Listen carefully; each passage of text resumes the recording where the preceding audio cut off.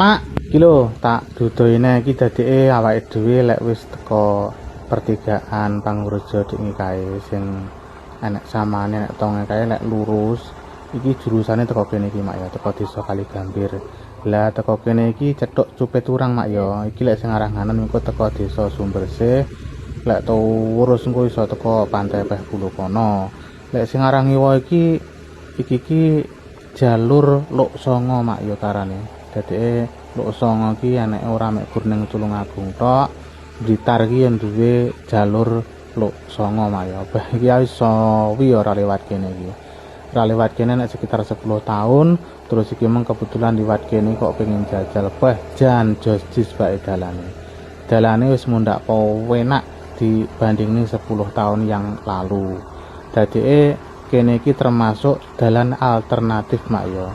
Sing ko Panguraja wi meng sing arep ning Wates engko luwih cedhek liwat kene iki. Wah jan poh waduh jan ning kene sewejuk lho Mak.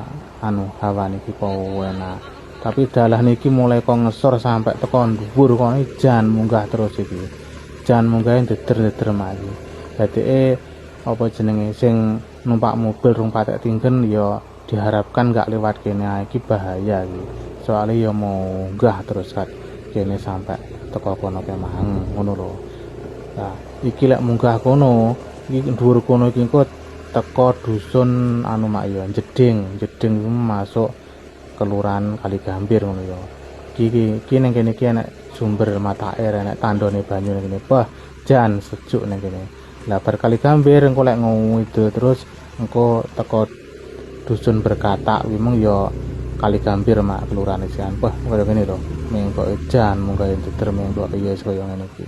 Lek numpak mobil ora tinggen tenan liwat kene iki bahaya Mak ya. Mending liwat sing lurus kemang ae liwat Berkatak terus ngetan kok iso teko daerah Wates ya. Lah iki lek munggah iki meng kan Jeding Mak ya bar Jeding terus Berkatak. Wi lek sing arah ngetan engko teko dusun Sekar Gadung desane Balrejo. Ngetan terus engko iso teko Tulungrejo Mak ya wis daerah Wates. Wates ki wilayah kecamatane ning daerah Blitar sing paling ngetan dhewe ngono Mak ya. Wah, kene jan sahdu pemandangane. Lah ya lumayan penak lah dalane rada jembar dibandingin 10 tahun yang lalu.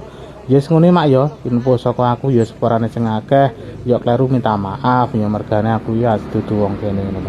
Yes ngene